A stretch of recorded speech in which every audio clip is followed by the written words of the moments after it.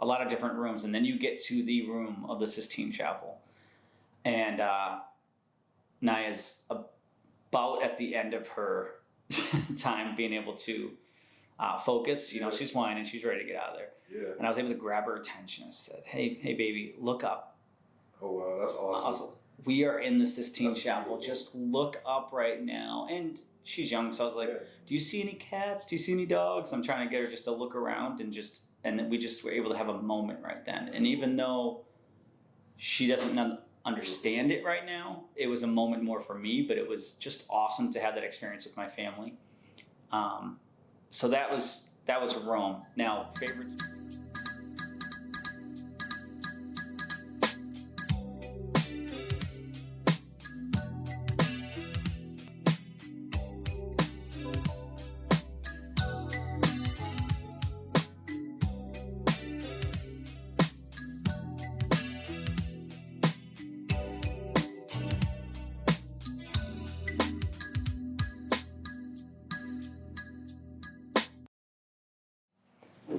What's up, everyone? Welcome to Compound Mindset, episode 14. I do want to mention something really funny quickly. Jake was giving me some critiques in my last podcast and said that he could hear my heart tick. So yes, I did take the microphone off my shirt because you can hear me ticking the whole time. And I don't want you guys to think that it's like a bomb or something behind me in the recording. So it's our clock or something. But I thought that was kind of funny. I didn't realize my heart was that loud. But anyway, this is episode 14, and today I'm really excited about it. We got back from Italy about 2 weeks ago as of this recording. This is August 3rd that we're recording this, and I get to talk a little bit about just the recap and my journeys to Italy, so excited to hop right into this one. Let's do it. Cool. What's up, Dan? What's up? How's it going, Vince? How you feeling today? Good. Feeling good. It's good to see you back, man. Thank you. Looking good. Thank you. You must have some real healthy food or something like that. It's funny. It's like the more pasta and pizza you eat, somehow I lost weight. I don't know how that works, but it's amazing. I need to go back. So when you told me you're going to Italy, I thought it was awesome.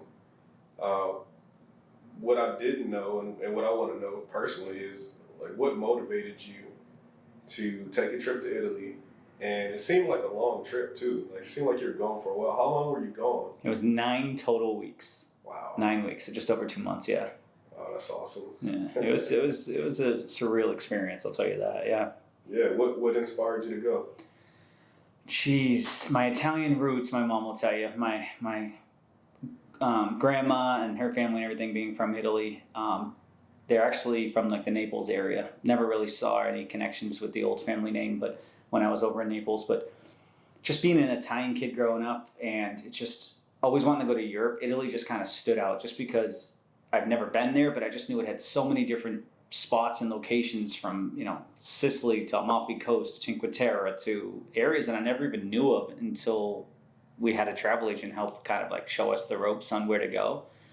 But it's just something that I really wanted to do the trip to Europe. I really wanted it to be Italy because of all the culture, all the history. Actually, funny story, date myself a little bit, but in 2001, I took an art history class. And one of the things we learned about was Pompeii, and I think it was 79 AD, if I'm having the date right. The volcano erupted and basically froze the city because no one had a chance to escape then.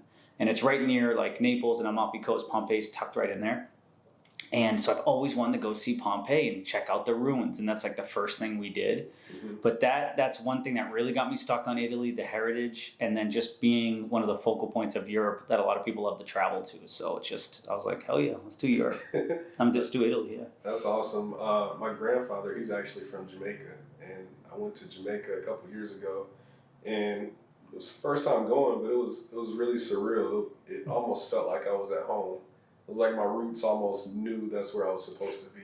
That's awesome. Like, how did it feel when you were in Italy? Did it feel like that to you? I did kind of feel at home. I know what you're saying, and I know you took that trip with your dad, if I'm not mistaken, right? That must have been a really good time. I remember you telling me that. Yeah, it was, it was just, how do I explain it? I don't know if it was Italy itself, because I haven't been to any other mainland areas of Europe, and I know people say Europe is somewhat similar, but it was just a step down to like relax, take in the experience, take in the culture, like live the life of Italians and seeing the beautiful, and we could dive deeper into it, but just the beautiful cities and how everything's a little bit different but kind of similar, and how people live their life over there different than we do here in America in quite a few ways. It was just, I did kind of feel at home there. I felt like less stress. I felt just happiness. I don't know. There was something that took over me, but yeah, I could. Could I ever live there? Yeah, I could maybe see myself in the future. You never know where life brings you, right? Who would you go with? Who'd I go with? I went with my wife, brought my daughter, and my in-laws. So, Nice. Okay. and I plead the fifth on answering any questions about the in-laws. I guess you knew what the next question was. Yeah, I will not answer that. Not on video. Well, that's awesome that Lisa and Naya, your daughter, were able to go. How did you convince Lisa to go? Because let's be honest, 9 weeks, that's a good amount of time. That's not a regular vacation. Well, and I will say one thing about my in-laws, though. I think it was really awesome to see them bonding with Naya, because they live up in Boston and not down here. So that was a really beautiful scene. In all honesty, Cool. that part was really cool for them to really bond, especially with her dear Dushka. They're Russian, so Babushka and dear Dushka mean grandmother and grandfather in Russian. So like it was just really cute bonds. But yeah, that's a good question. So those of you who know me know I go big a lot, and I dream big, I go big. So I actually went to Lisa and I was like, crazy idea maybe about a year ago. What if we go spend 3 months in Italy? And it just scared the shit out of her. And she's like, I mean, the theory of it sounds fun. There's no way with work, with business, how are we going to do this? And as you know, she runs her own company as well, and she does it remotely, so she pretty much can work anywhere.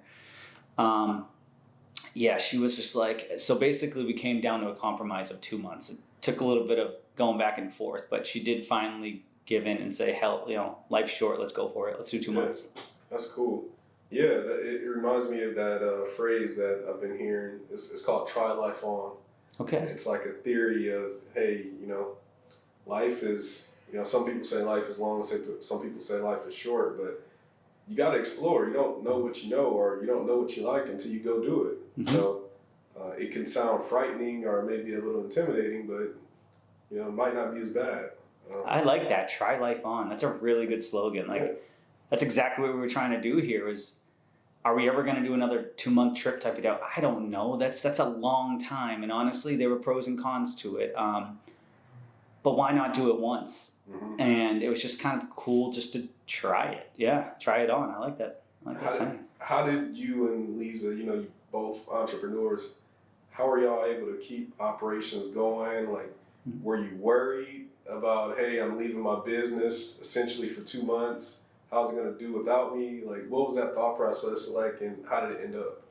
Great question. So I'll kind of give you both perspectives. So my wife is different than me. And again, people know me, know I'm just out there, ideas, just go for it. I can do 1,000 things at once. My wife's a planner. She needs to make sure that she has her plan in order. So for my wife, she just had to make sure that she had it planned out. All right, what days am I working? When am I going to be available? I'm going to need quiet time during these times. So that's another reason why we brought the in-laws to help us with the baby, so that she can have still set work hours and make sure her job's getting done. On the other hand, for me, it wasn't necessarily, my schedule's all over the place every week. Anyway, hers is pretty regimented. Mm-hmm. So it was the same thing. I was able to work with my team, who were the boots on the ground here, talking to them on a daily basis and communicating with my team here. So still working, but working more on the business. And then I was able to take the next step and really work above the business. And on the other free time that I had when we weren't exploring, it was to really think about the business as a whole and where I want Rivers Capital Group to go from here. So it wasn't 2 months off of no work, no doing business. Yes, there was a lot of playing, exploring. There wasn't as much in the business being done, but it helped me do more on and above the business, which was super helpful for me to get a little bit clearer vision. I feel like that's really a testament to like the strength of your team and your organization and you as a leader, honestly, to be able to step away and still be able to keep things afloat and still be able to execute. taking that time away, I'm sure it did something for you. You know what I mean? It's like, okay, well, I can do this. I can still live my life, enjoy my life, because there's a lot of entrepreneurs that still have to work within their business. So coming from, you know, just starting from the ground up and getting to this spot where you can leave for 2 months, like, how does that feel? Like, what's the progression like in that? I mean, it did feel awesome. It felt really cool. Anybody who's an entrepreneur on here knows, listen, there's ups and downs. I'm not bullshitting and saying everything's perfect and roses. Like, it isn't. Like, there's tough parts. You have slow cash flow months. You have big cash flow months. You have big hits, and you have some losses in there too. It's just how you roll a business. But I think one of the key components is having a good team that you trust. I mean, my right-hand man, Jake, is my go-to. And over the last 12 to 18 months has he grown. He is just... He cares about the company. He's all in. He, you know, is truly going to do what's best for the company, no matter what it is, what hours he works, whatever the case is. Nicole, my executive assistant, A+, you know, executive assistant, caring about the company as well, and just holding down the fort on her end, and just making sure that, you know, she's taking care of everything, that it's organized and things are still getting done on her end. So it's the team that really got me to the point. It was scary bringing on the team, and we've talked about that. Like, it's just scary, like, as you grow, because now you have more commitments. I need to make sure Jake's successful, Nicole's successful, John's successful. Like, I want to make sure everybody's successful around me, and that's going to help me be successful. So that part's scary, to walk away from that, but to have that right team and for them to do what they were doing and give me the ability to walk away and work on and above the business for the most part, it's going to be beneficial to everybody. But it's just a feeling I would have never thought I would have had a few years ago. Yeah, you wouldn't have. I mean, speaking to your point, being scary to kind of build the team, but you wouldn't be able to do things like this without the team. Exactly. That's awesome. Going back to Italy, like, tell me, like, was there like any favorite spots, like anything like really cool? Like, I've always heard about Rome, like, being this beautiful place, and I've heard a lot of stories about that. Did you guys go see Rome? Like, what were your favorite spots? Yes, and I did say the joke when in Rome at least 10 times. Lisa was loving that. Favorite spots. So first of all, I'll touch upon Rome. That's actually where we ended and then flew home from Rome. We were there for a few nights. Awesome place, but we're in a hotel. We were in a house for the most part the whole trip. A couple different houses. But we were in a hotel that last time in Rome, and we realized Naya does not like to sleep with us in the room, so we barely slept for about 3 days. Naya just wanted to play all night long. So that part was tough. But no, Rome was just beautiful. It was the Colosseum, which everybody talks about, and I needed to see that. It was just an amazing sight, and I tried to sit there and envision, you know, what it was like 2,000 years ago. But it was the Roman Forum, the Sistine Chapel. There was a moment there that really I captured. It was so important. It was 103 degrees out that day. Naya barely slept a nap that day. It's about 3:30 in the afternoon.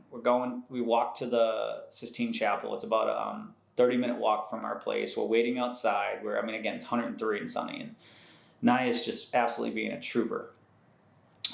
So we wait in line, we go in the Sistine Chapel, and we do the whole, like, walking through the whole Vatican City, which I didn't realize was another country until I was there. But so we were in a different country while in Italy. Oh, wow.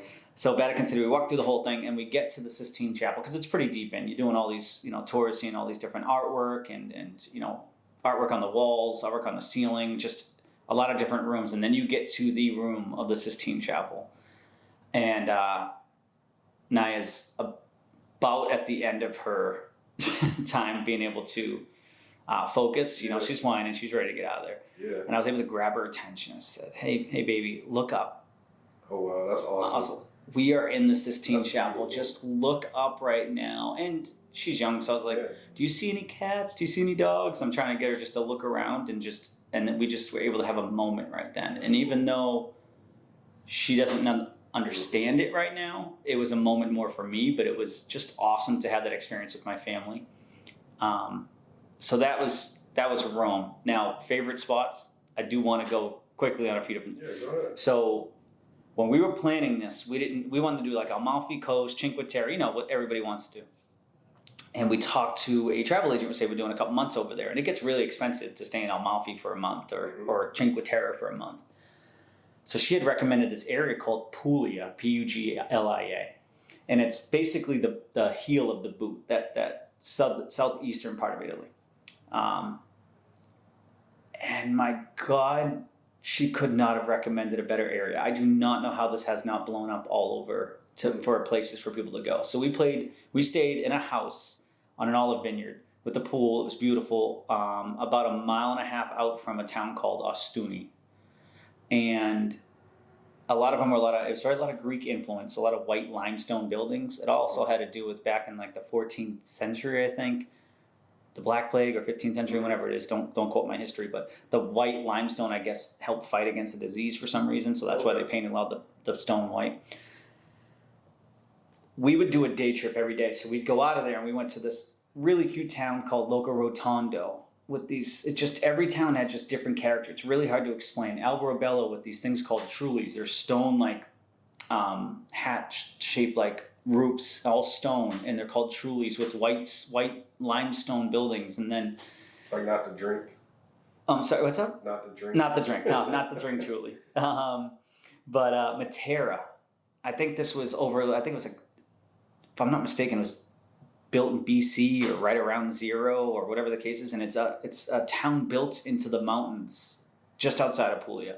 We would go to Polignano e Mare, and a lot of people have seen this photo of the two cliffs. This is where they do the Red Bull diving contest. The two cliffs in the water, and we stayed there. We got up at 7 o'clock, and Italians like to stay up late. They eat dinner at like 10. So we're up at like 6:30, 7 a.m. and we go swimming, and there's no one else, and we're able to swim in this place that's picturesque. That's crazy. At like 7 in the morning in the Adriatic Sea with these cliffs next. I mean, it was just. So that was beautiful in itself. And then we go up to a town called Lucca, which is in western Tuscany, northwestern Tuscany, right next to Pisa. I mean, it's the only fully walled city in Italy, and it's about, I don't know, the wall's maybe 40 feet wide, whatever it is, and you could only bike, run, no cars were allowed up there. So we would go on bike rides with Naya, first time she's been on a bike ride. We would do just walks and runs and work out and just walk around the city, and there's, a million gelato spots and cornettis, which is croissants and espressos, and we're probably walking 10 miles a day. Just always walking around the city and doing things. We saw Bob Dylan in a concert because they have a Lucca Summer Festival. Okay. Who was pretty awesome. I mean, we took, and then we were 10 minutes to the train. We actually biked to Pisa one day. It was 21 miles on the bike. Beautiful countryside. And then we took the train. We went to places like Via Reggio, which is a beach on the Mediterranean Sea. We went to Cinque Terre. We hiked between a couple towns and went to all 5 towns in Cinque Terre. We went to Florence. We went to a little town called Monte Carlo and visited a castle. Like, it was just unbelievable, great spot to stay. I recommend going to Lucca and just stay a week there. It's just so many little piazzas with, just like I said, at night they're all booming with. It's the one thing I've like noticed about Italy. It's very strange. The 10, 12, 14-year-old kids are up at like 11, 12 o'clock at night just hanging out in these piazzas. Not doing anything wrong, just hanging out and just chilling. I'm just like, oh, it's just a different lifestyle. Yeah. They awake. Even sometimes you see like these babies in strollers at like 10:30 at night. I'm like, I've been sleeping like 3 hours. You got all these babies in strollers. So it was pretty, it was a pretty amazing experience there. And then Tuscany itself, Montepulciano. Can't say enough about just waking up with the Tuscan sunrise and finishing in Rome, but it was beautiful. Yeah, that sounds beautiful. I mean, within that time, like you've seen so much. Yeah. And that's what I love about traveling is like the experiences. Like you could buy something easily, right? That lasts you a year, but those experiences you and your family share together, that's gonna last for a lifetime. Absolutely. Yeah. It's amazing. And you said something when not Lisa, but when your daughter looked up, you said you had that moment, but even though she's young, I feel subconsciously she still maybe had that moment. Maybe she doesn't remember it, but in her subconsciousness, I feel like maybe she will. You talked about a lot of great things that you've seen, but with traveling with a young child and then just being over there for so long, did you guys ever run into any challenges? We said we wouldn't talk about the in-laws. No, in all seriousness, it was more of, I don't know if you say it a challenge. I just think it's just life now, and this is what we have to do. We had naps in the afternoon, so sometimes we'd have to cut things short, or go home because she goes to bed at like 7:30, 8 o'clock. So we'd have to go like kind of leave something maybe before we would want to. But that's part of like, it was still I would never take it back and not want to go with my family. Like, it was just amazing. Like, I had a great experience. It's okay if we cut things a little short. I went back for naps. Like I said, it wasn't really a challenge, but on like a fun note on that, a lot of these places have, a lot of these little towns in Puglia, and they have all these playgrounds for kids. So we would go to a playground almost every day with her, and Sweet. she was just playing with these Italian kids. There was one, actually, it was really cute. There was a town called Cisternino in Puglia region, and we go to this playground, and this Italian boy in an Adidas jumpsuit. Yes, it reminded me of The Sopranos. It's like he's like 4 years old, cutest thing ever. He is just hanging out with my daughter, helping her out on the slides, helping her out on everything. Kissed her hand, like it was just absolutely adorable. And just seeing her light up and enjoying Italy in a different way from a kid's point of view was pretty amazing. Tell me about the bee sting. Okay. So, July, when we first went down here, 2018, I got stung or bit by something and ended up having to go to the hospital and get the, whatever it is that when you're allergic. And it was a scary moment. I thought my throat was closed and it could have just been hyperventilating. But bottom line is I definitely had rashes and was breaking out. So fast forward, my wife and I, which were hiking through Cinque Terre from I can't even pronounce them right, Riomaggiore to another one that begins with a C. And beautiful hike. And it's a 2.5 hour hike, not an easy hike either. And we're an hour and 15 minutes up on the mountainside, overlooking the Mediterranean Sea. Beautiful views, having the time of our life. And all of a sudden, I'm like, shit. And I look down and I totally got stung. Oh, wow. I mean, it's woodsy. It's there's people walking and everything, but we're not getting to. Like, who knows if it's even a bee at this point, right? Yeah, well, we're pretty sure my wife saw it, but it was either a bee or a hornet. Something stung me, and I didn't have any medicine on me or my shot, not the EpiPen. It's back at the hotel. So Lisa and I just kind of look at each other, and we're like, "Hey, all right, let's not stress. Let's keep my heart rate down." Because one thing I know is, at least with like snake bites, and they keep your heart rate down. You want your body to pump that poison too quick. So I put my headphones in, started listening to classical music, and I'm like, let's just keep going. Just keep walking. Hopefully nothing happens. And we just kept walking and kept walking. And about 15 minutes later, we stumble upon like this Airbnb on the mountainside. They don't have any medicine. But we're talking to them, trying to ask the lady there. And then 5 minutes later, these 3 medics happen to turn around the corner. They just walk the trail, make sure people are okay. Yeah. And bottom line, we sat down with them, put an ice pack on it. They had walkie-talkies. They could have helped me out if we needed to. Sat for about 45 minutes after the sting, 50 minutes. We realized, all good, we're in the clear. Let's just keep going. I must not be allergic to bees anymore. But I'm not going to lie to you. When that happened and I realized where we were, it did cross my mind a little bit like, I may die up on this mountain and just, basically be done because my throat's going to close up. And I'm thinking about this, and I'm like, I don't want Lisa thinking about this and getting all worried. And so it got scary for a minute, but the cool part is 10 minutes later, we're just walking around again. It's just like there's some vineyards and things. All of a sudden we walk and there's this vineyard with a little bar set up, and they're selling wine overlooking the Mediterranean Sea, and you could see the town we're hiking to below. And she looks at me, I'm like, let's go get a glass of wine. We need a glass of wine right now. So we sat down, had a glass of wine, decompressed, and just enjoyed the amazing view and the experience. But it was scary. Yeah, but a couple things stood out to me. Like, you had, who was with you? Was it just you and Lisa? Just me and Lisa.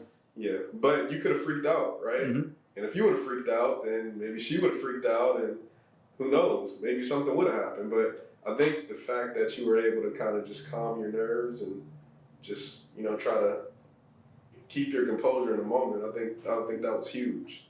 Like, what was your takeaway from that? Because I feel like you got to do that in business sometimes too, right? I'm a firm believer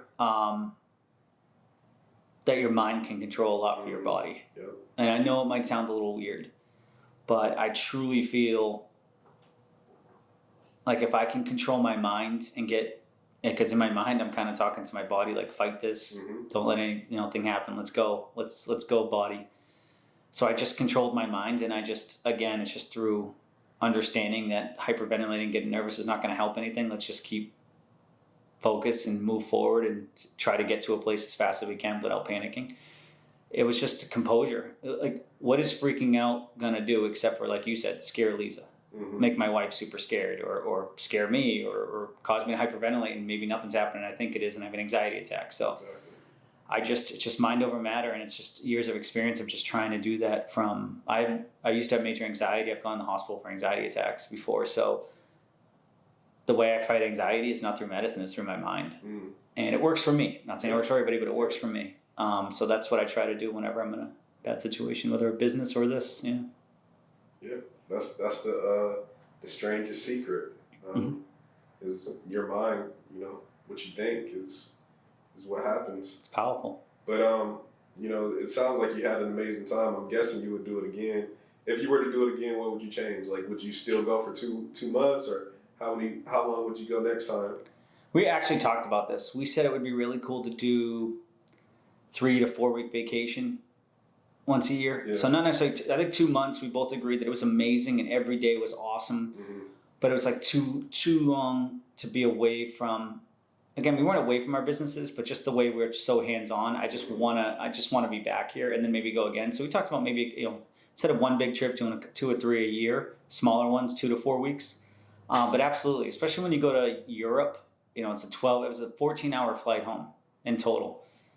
I don't want to stay a week and do two long flights. It's got to be at least probably 3 weeks going to Europe. Or if we ever do, Australia's on our list. That one may be a month or 5 weeks, because it really depends on the destination, but making sure that we have enough time to enjoy it. And not only that, one of the biggest reasons, and you asked this in the beginning, I forgot to mention it, we did this too to understand a different culture. So a lot of this was like, hey, let's go to Europe, to Italy, to an area that has, I think it's one of the most centurions, basically people who are 100 years or older, and see what their lifestyle is like. Because I'd like to live a pretty old age as long as I'm healthy. What is their lifestyle like? And we just want to absorb that culture. And one thing I did notice about these crazy Italians is they like to drive like freaking maniacs. So being on the road is not fun. But one of my bigger takeaways is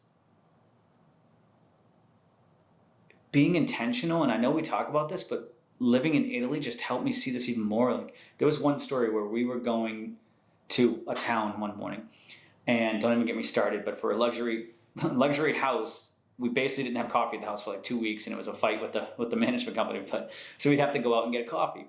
No big deal in America, right? Just go Dunkin' Donuts, Starbucks, and you go. No, it's not like that in Italy. You don't really take away coffee. It's just not what you do in Italy. You enjoy the experience. So we went to the gas station once, and we got, and it sounds weird, but they all have the best high-end espresso machines, whether it's a gas station or a coffee shop. It's all the same. Coffee's a big deal. Coffee's a big deal, and they don't do any of that cheap shit. It's all nice machines, and there's no coffee anyway. Coffee's an Americano. Everything's espresso. So we go and we get some espressos and whatever, and they put them in these little thin Dixie cups. And we start to drive, and my poor father-in-law's in the back seat. It's like melting through. He can't hold it. He's dropping it on himself. He's like burning his crotch. He's like, what the? It's like just hear him yelling back there as I'm trying to drive.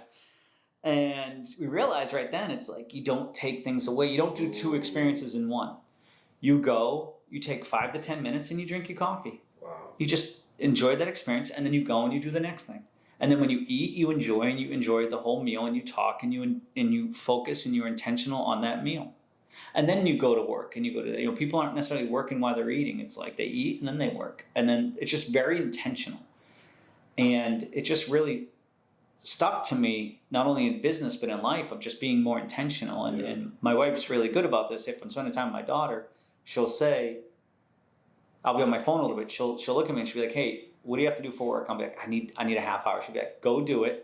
And then come back or put your phone down. And I'm like, I respect that. Thank you. I'll put my phone down. Then my time with my daughter is my time with my daughter. So being more intentional is something that really stood out to me there. Being in a rush, we're like robbing ourselves of experiences. And are we really more productive? So I took all this in, and I was really thinking about it. Are we truly, in an American society more productive because we do everything on the go and are fast paced? And can we really look in the mirror and say, yes, we are more productive because of that? Or if we were intentional, can we get the same thing done but enjoy each experience separately?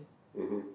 I don't know. I don't know that I'm saying I have the right answer, but I'm sure as hell going to try to be more intentional and be just as productive, but to enjoy all moments. Yeah. Oh, yeah. So was there like any favorite meal? I know you talked about the wine. Like, what stood out to you as far as like Italian food when you were there? All right, I got you. This is going to be a little strange, but so we go to this little town, cute town called Local Rotondo in Puglia region.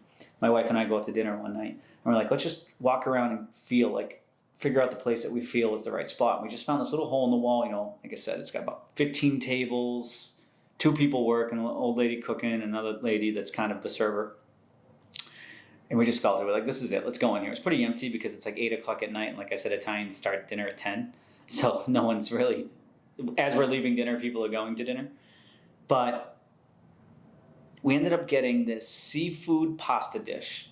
Oh, unbelievable. And then I got donkey.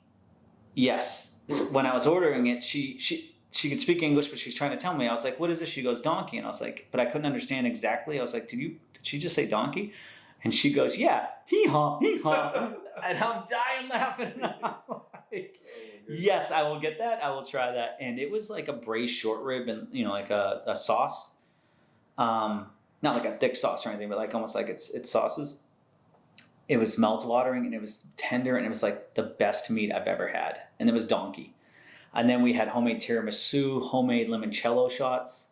Everything was just unbelievable because it was so clean. Over in Italy, pasta's made with like 4 ingredients. It's not processed. You're not allowed to process. You're not allowed to throw all these chemicals and sugars, and they make things pretty simple over in Italy. It's not like a pasta with like 50 different things on it. It's like, it might just be a sauce, a pasta, and this, but it's just amazing because it tastes so natural.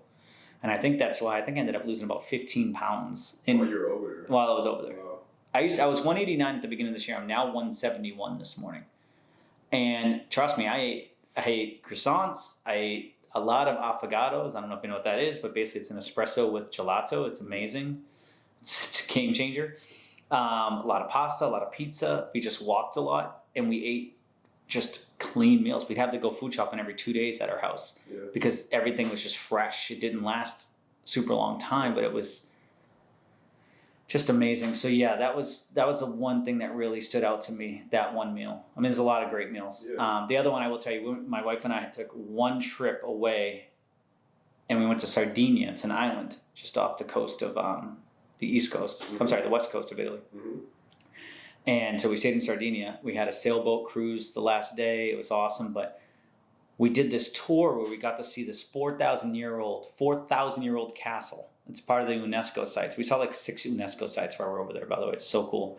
And 4,000-year-old castle, and we did this whole trip, and the guy on the way back, we just bonded with the tour guide. Just us 2 and him. Mm-hmm. And we're like, hey, we just want the best pizza. And he's like, I got you. He's like, but you got to make reservations 2 weeks ahead of time, but I know the owner. So he gets us reservations that night, and he wasn't lying. It was the best pizza I've ever had. Oh, man. It was what was it called? It's like a cupola and a pistachio cream on it, and then then we got a margarita pizza. Mm-hmm. Of course, you had to ask me what the place was called. I don't remember. Yeah. I have it somewhere in my note but you experienced it. So but I experienced it, and I journaled almost every day, so I got a lot of this in my journal, so I can go pull it up and find it. But unbelievable pizza from there. So that was another good dinner spot. Sweet. Okay, like where are you going next? Like, what's next? We talked about that. We were going to go to Venice, but we purposely didn't because we're thinking we may do like Switzerland, Croatia there, and the Dolomites, and then maybe hit northern, like Como and the Dolomites, and maybe Venice at that point, do like that northern kind of mountain range, Swiss Alps, and just maybe take 2 or 3 weeks and do that area. South America is also on the doing the, of course now I can't think of the name, Patagonia. Okay. Hiking around Patagonia would be really cool. Yeah. But yeah, we got a lot on our bucket list. I actually read a lot when I was over there, and I read a book called Die With Zero. And so I have to do this, so I don't necessarily have the answer just yet. Mm-hmm. a lot of people, I'm sure you've seen, like, I think the movie Bucket List Yep. with all the old guys, one of them's dying, so you got to go start doing everything you want to do, even though you only have 3 months. Yep. One of the recommendations, like, do your bucket list now. Yeah. So literally map out your bucket list now. Yep. And the cool part about that is you may be like, hey, I'm going to go do this cruise next year. But thinking about it, hey, I'm 43 years old. I may only have 15 more years of like really being able to hike or do things. Why am I going to do a cruise now when I could do that when I'm 70? Why don't I bump the cruise back here and bump maybe the Appalachian or the Patagonia hike here? So it was just really cool to think about that. So I'm going to, once my office is, my thinking room is what I call it, is done at home, I'm going to put up a whiteboard with mapping out not only what we're going to do, like where we're traveling to, but also do I want to learn a language maybe in a few years? Maybe now's not the right time, but in 3 years I can. So yeah, that's pretty cool. That's what Try Life On is. Like, okay. You just explained. What would you give, like, any tips or like travel hacks for somebody that's wanting to do something similar, maybe to Italy or maybe somewhere else, but they plan on taking, like, hey, I'm going to take a 4-week trip, bring my family, like, you got any tips? Yeah, no, I'm not going to say that. No, but one of the biggest things I do want to say is, because I've heard this so many times, it's like, oh, how do you travel with kids? Young kids, older kids, all this stuff. Just like we talk about in real estate investing, just do it. Just go experience it yourself. Don't listen to the fixed mindset or the negative mindset of you can't do this, you can't do that. Hell yeah, you can. Is it easy? No, some days were a little bit more difficult. Like the car seats over there are not the best freaking car seats. So I was always worried. I was driving with my daughter in the car, but it's just doing it. It's just going, like, live your dream. Go do what you want to do. Like, do it with your kids. I'm super excited about it. When Lisa and I, when she realized she was pregnant, one of the things we talked about was like, we are still going to live our life the way we're living it, obviously with adjustments. Yeah. But we're not giving up traveling. We're not giving up the things that we do. Again, we're going to adjust it, and we're going to make sure our daughter's a part of our life, and she's happy, and she lives a great life, but she's going to live the great life that we're living. Right. So I think one of the biggest things are people with family. You hear everybody tell you that you shouldn't travel with family. It's a pain in the ass, and you shouldn't do all this stuff. Just do it. Like, yeah, plan a little bit more. Make sure you really know the areas. Plan your trip out. Make sure you have your adapters, and really put a good list together of what you're going to need as you travel to make sure you have the necessities. But just like in investing, like I said, just start, just do it. Do it once, and then you're going to learn a couple of things because it's not going to be perfect, and then you figure it out, and then you tweak it and do it again. Yeah, I think that's important, like doing it with family, because you want to do it with people you care about, people you love, and most of all, you want them to share the same experiences that you have the opportunity to experience. Recently, my dad, we went on like a boat trip, and it was for my son's birthday, and my dad was kind of against it, honestly, because he's like, oh, that's too expensive and stuff like that, and he just has kind of a different mindset. Mm-hmm. But once he was there, he was like, I'm so glad I came. He was like, if you would have explained this to me, I wouldn't have been able to imagine it. You would have just had to be here. And that's where it really warmed my heart. It was like, I was able to share that with him. He kind of, I'm hoping that he's getting it. You know what I mean? So it's cool when you can share those experiences with the people you love. Absolutely. And that's what I want to do. Yeah. Awesome. So compound mindset, right? It's a big deal, and you're putting out a lot of great content. I know that you're holding yourself accountable as well. In the midst of compounding every area of your life, what's your main focus right now when it comes to compounding every area of your life? Like, what area are you focusing on at the moment? I'd say probably two of the biggest areas are health.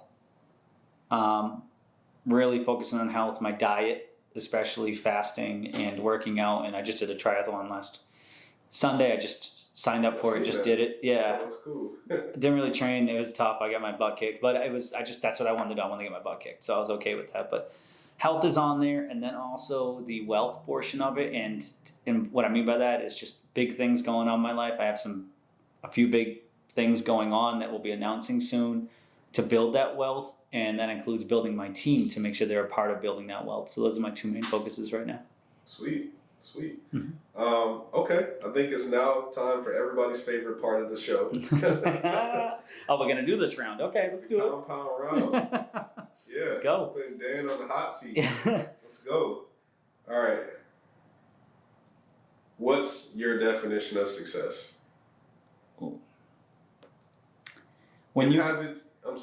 Has it changed? Yeah, since you've come back from the trip. Well, that's a good question. I don't know that it's changed from when I've come back from the trip, but it has changed from when I was younger. When I was younger, my definition of success was basically becoming VP of a company and, making it in the corporate world and being successful that way. My definition of success now is being able to truly live the life that I want with the people that I want and being happy doing so. And having that time to basically run my life the way I want to. So if I want to do something, I'll do it. And if I don't, I won't. And and I feel like I'm almost there at that truly successful. I feel like I'm successful where I'm at right now, and I could become more successful, but I am truly happy. Yeah. Cool. Give me two things that you're listening to or reading right now. A book. You talked about Go with Zero. So give me a different book. Or it could be a podcast. It could be an Audible. Yeah, that's a good question. So right now I'm listening to Ray Dalio's Principles. It's been great. Ray Dalio started Bridgewater Investments, I think, back in late 90s, early 2000s. And he's one of the only people that have kind of, like in 2008 when the markets were down, 40%, I think he made a little bit of money. So he's just an investment genius. And I really follow him a lot on social media and what he's doing because it's just very interesting reading his books or listening to his Audible of how he thinks about things and how he thinks about investing. And I'm trying to implement that in the real estate business and what I'm doing. So that's one of them. And then I'll just pop in a podcast that I've been listening to is Housing Wire. I just started listening to that. John, my investment analyst, got me onto that Housing Wire of just understanding the market on a global economic scale of what's going on. So I can not only know the local market here, but I can have a little bit of a heads up on the global market.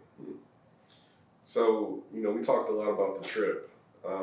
If you could summarize it, I want you to summarize your biggest takeaway in a couple sentences. How would you summarize everything that you've experienced in 2 months? One of my biggest takeaways is that I fell even more in love with my daughter and my wife. So I'll summarize in that one sentence. Yeah, I realized how much I love my life, my wife, my daughter, and my family.